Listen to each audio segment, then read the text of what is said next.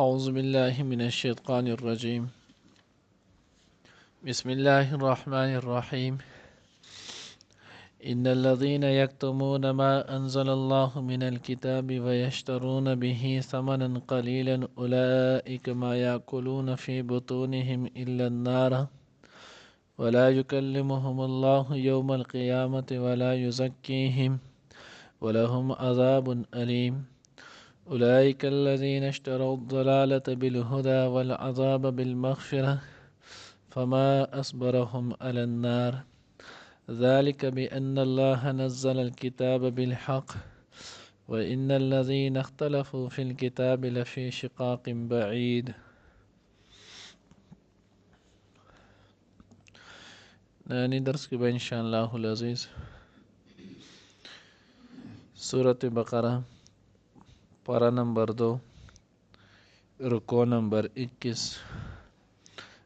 آیات نمبر 174 75 او 76 درې آیاتونه چې ان شاء الله ویل کېږي او دې سره به چې نو هغه رکوع نمبر 21 دا به هم اختتام ته ورسي. اوس دې ځکه الله جل جلاله چې نو هغه د یهودو یو ذم بیانوي، د هغوی یو عمل قبیح د هغې تذکره کوي. الله جل جلاله وایي کسان یکتمون ما انزل الله من الکتاب چې د هغوی بچنیانو د الله جل جلاله احکامات کتاب به چې ورته کم نازل شو نو د هغه به یې پټولو. نو ګویا چې نو د دې نه مخکې د محرماتي حیثیت چې دی نو هغه ذکر و او اوس دلته د محرمات غیر حیثیت چې دی نو هغه ذکر دی. مخکې د هغې حرام شیزونو ذکر تذکره و، دې نه مخکې آیات کې چې هغه حسي ولو لکه انما حرم علیکم المیتة والدم ولحم الخنزیر. نو دا چې دی نو هغه اصول حسي شیزونه ول، خلکو په حس سره معلومول، مخامخ به مو لیدل. اوس دې آیات کې چې نو هغه محرمات غیر حسه بیانوي، یعنی هغه شیزونه چې د هغه حرام دي خو ښکاري خلکو ته نه. نو دلته الله جل جلاله فرمای ان الذين یکتمون، بېشکه هغه کسان چې د هغوی به پټول ما هغه څه انزل الله چې نازل کړي دی الله پاک له کتاب نه. اوس دلته به سوالو متفاسرو کې لیکلي دي چې کوم ځای به د حضور علیه الصلاة والسلام نعت او صفت ولو، نو دوی به د نبی علیه الصلاة والسلام دغه نعت او صفت دی کې به تغیر تحریف چې دی نو هغه به یې وکړلو، دا به یې بدل کړو او په دغه ځای باندې به د حضرت موسی علیه الصلاة والسلام نوم چې نو هغه ولیکلو. دغه شانتي کوم ځای کې به چې آیت رجم و نو دوی به دغه آیت رجم چې نو هغه به یې پټ کړلو، په هغې په ځای باندې به یې اس یو بل حکم ولیکلو. نو دیو بوجه باندې الله جل جلاله د هغې ذکر کوي. اوس به یې دا د څه دپاره کول؟ یشترون به ثمنا قلیله، د دې دپاره چې په دې باندې دی د دنیا لکوټې معاوضه چې دی نو هغه واخلي. اوس ټوله دنیا دا چې نو د الله د حکم په باره کې بلکل قلیل معمولی شیز چې دی نو هغه هم نه دی. ولې؟ ځکه دنیا باره کې راځي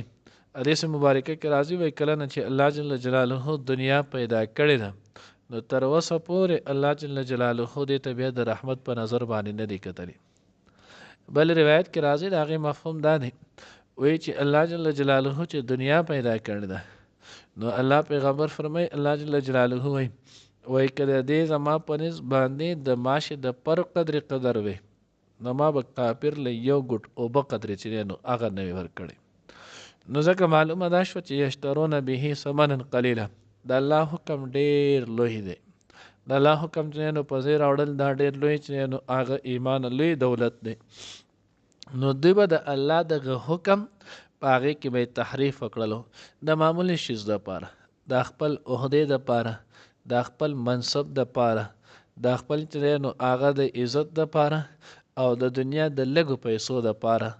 دوی به دغه حکم چې دی نو هغه به یې بدل کړلو، په هغې په ځای باندې به دوی دغه پیسې چې دی نو هغه قیمت واخیستلو. نو الله جل جلاله اولئک ما یاکلون فی بطونهم، دغه خلق دی چې نو هغه نه خوري په خپلو خېټو کې مګر الا النار اور، یعنی دی چې په ظاهره باندې دا کم شیز او کمه تحفه او ډالۍ چې دوی ول ځان له نوم کړی دی دغه رشوت په زمره کې چې کم اخیستلی کېږي، نو دی رشوت په زمره کې چې کم شیزونه دی اخلي او دوی ول د ځان نه چې دی نو تحفه او ډالۍ او دا شیزونه نومونه ښودلي دي. نو الله جل جلاله وایي دا چې نو دوی په خپلو خېټو کې ور چې دی نو هغه داخلوي، دوی په خپلو خېټو کې ورونه چې دی نو هغه نه باسي، ځکه چې دا رشوت دا تحفه دا ډالۍ دا چې نو سبب به د دې جوړېږي چې دی به د دې په وجه باندې جهنم ته ځي العیاذ بالله. نو د دې وجه نه چې نو هغه ده. بیا رشوت څه شی دی؟ غالبا مخکې هم ما تاسو ویلو هغه مولانا ویو نو هغه ته کس وی مولوي صاحب دا عجیبه چل دی چې مونږ یې اخلو چې تاسو را باندې زر چې نو حکم ولګوئ چې دا رشوت دی او چې تاسو له څوک راوړي چې تاسو ورته وایئ چې مهرباني او جزاک الله تحفه او ډالۍ ده. زه ماته یاره مفتي صاحب ماته یې دغه شانتې وویل دا وکړه ما چې دا خو ځان له ډېر څه نو هغه حرامیان دي دا وګوره داسې خبر ولري ما د دې کم داسې ګرانو تا به ورته چې مونږ یې اخلو نو مونږ د چا مونږ نه چې نه د دغه سړي څه لالچ او غرض وي او نه ورله مونږ په دې په بدل کې چې نو هغه څه شیز ورکوو نو ځکه دې ته بیا تحفه او ډالۍ ویلی کېږي، ځکه تحفې هدیه هبه هغه ویلی کېږي تملیک الغیر بلا عوض، تملیک الغیر بلا عوض، بلا عوض یو سړی تا د یو شي مالک جوړ کو دې د تحفه او ډالۍ چې نو هغه ویلی کېږي. او کله چې تاسو اخلی نو مونږ ځکه وایو رشوت دی چې په هغې پسې شاته غرض تړلی شوی.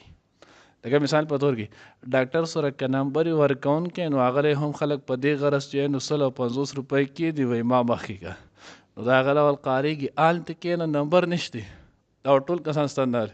بیا پای کې لږ څه جوړ شي نو چې کله وله 150 روپۍ په لاس کې کېږي نو اوس د دغې نه وروسته وګوره غرض پیدا شو، غرض چې نو هڅه شو هلته یې کس وایي یاره هغه کس وردی که دا یو کس پکې لا نه یې راغلی نو دی به هلته د هغه چې نو آواز وکړي نو که څوک ورته ووایي دلته چې نو هغه دا خو دی زما د مخکې اوس رالو چې هلته چاته څه پته لګي چې زر پسې هغه لیست راوالي وایي دا نمبر یې تویې نه ستا نه خو دا خو مخکې دی که نه خو دا کس نه و راغلی چې هغه پسې ما دی مخکې کوم نو دله اوس چې نو هغه غرض او لالچ د بل حق چې نو هغه ورکولی کېږي او دغې ته رشوت ویلی کېږي. نو بهرن نو دوی چې هم کول نو دوی به دغه رشوت او غرض به شاته نو ځکه الله وایي دا دادي لکه حدیث مبارکه کې راځي صحیح مسلم روایت هم دی او صحیح چې نو جامع ترمذي روایت هم دی دواړو مفهوم دا دی. حضور علیه الصلاة والسلام چې نو هغه څه عاملین ولیږل عاملین زکات چې کله لاړل واپس چې راله نو په هغې کې یو صحابي وفرمیل د الله رسول دا چې نو هغه زکات دی دا ښځې ماله د زکات په مد کې راکړی دی او دی ماله تحفه او ډالۍ راکړې ده. نبی علیه الصلاة والسلام په هغې باندې انتهایي غصه شولو د الله پیغمبر چې نو هغه وفرمیل وی تاسو کې د یو سړی د خپل مور په کور کې د پلار په کور کې د کینې زه به یې وینم چې دله څوک تحفه او ډالۍ بیا ورکوي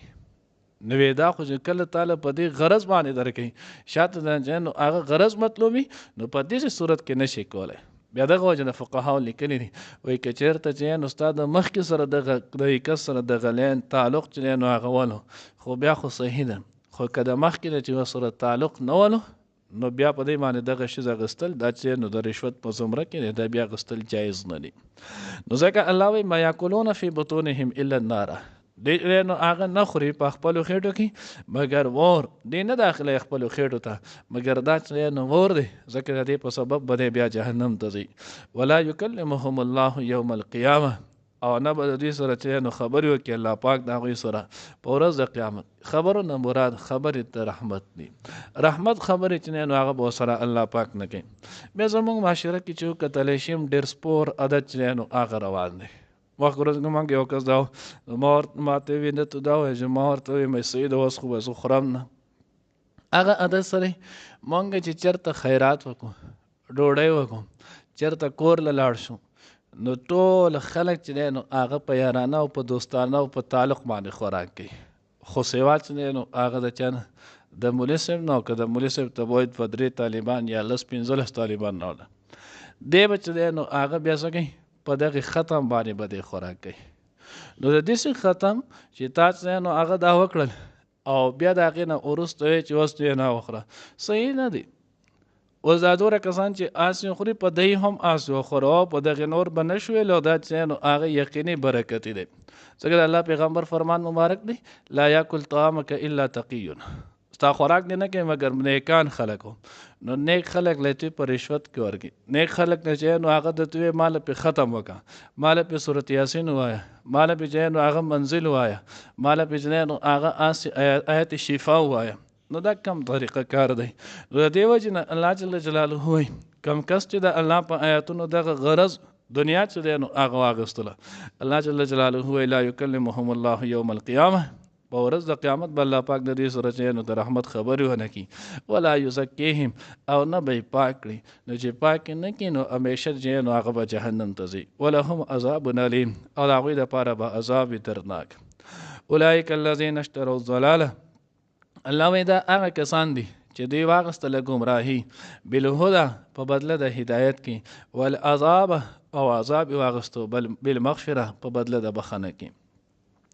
اوس الله وی فما اصبرهم علی النار، اوس دا څومره عجیبه حوصله ده، څومره عجیبه خبره ده چې دی چې نو هغه دنیا معمولی شیز اخلي او د جهنم همیشه همیشه اور باندې چې نو هغه صبر کوي. اوس دی دلته دنیا معمولی رشوت چې نو هغه د واغستو، حالانکه ټوله دنیا مخکې مونږ حدیث مبارکه مفهوم وي چې د ټولې دنیا قدر د الله په نسبت باندې د ماشي د پر به برابر نه دی. نو دله چې ورکولی کېږي نو دا خو به د دنیا چې دی نو هغه داسې انسان چې هغه یوه حصه کرباو ارباو نه به اخوا یوه حصه چې دی نو هغه جوړېږي که نه. نو دی چې اوس دا دومره لږوټي چې دی نو هغه پیسې ول ورکړي، رشوت ول ورکړي، نو دا خو د ټولې دنیا په مقابله کې اسم نه دی. او دی دغه لږ رشوت چې دی نو هغه واخلي او د هغې په ځای باندې بیا په آخرت کې همیشه همیشه چې نو هغه جهنم ته ځي. که چېرته یې حلال ګڼلی او که حلال یې نه ګڼلی نو په طور د سزا چې نو بیا به جهنم ته ځي او بیا به په آخره کې د ایمان په دولت جهنم نه چې نو هغه راوځي. نو ځکه الله وایي فما اصبرهم، پس څومره لوی صبر چې نو هغه د کس وکړلو، یعنې د جهنم دومره لوی عذاب د دومره معمولی ادنا شیز په مقابله کې چې نو هغه قبول کړلو. ذلک بان الله نزل الكتاب بالحق، دا د دې لپاره چې الله رب العزت نازل کړی د کتاب په رښتیا سره. وان الذین اختلفوا، او یقینا هغه کسان چې د هغوی اختلاف کړی دی په کتاب کې، لفی شقاق بعید، خامخا چې نو هغوی اخته شوي دي په ډېر لوی چې نو هغه ضد او اختلاف کې. نو دا د دغې اختلاف په وجه باندې چې دا دس دی، دا جایز دی، دا نه دی، او په دغې باندې چې نو هغه دوی اخته شوي دي، د ځان نه چې نو حلال او حرام جوړ کړي، د دغې په وجه باندې دوی چې نو په دغې دومره لوی بدبختۍ کې، په دغې دومره لوی ضد کې چې نو هغه واقع شول. الله دې موږ ته د خپل کلام صحیح پوهه نصیب کړي. ان الذين يكتمون، یقینا هغه کسان یکتمون چې پټوي ما هغه څه انزل الله چې نازل کړي دی الله من الکتاب له کتاب نه، ویشترون او اخلي به د هغې په بدله کې ثمنا قیمت پیسې، قلیلا لږې. اولئک ما یاکلون، دغه خلک نه خوري چې نو دوی فی بطونهم په خېټو خپلو کې الا النار مګر اور، ولا یکلمهم الله او نه به وکړي خبرې د هغوی سره الله یوم القیامت په ورځ د قیامت باندې،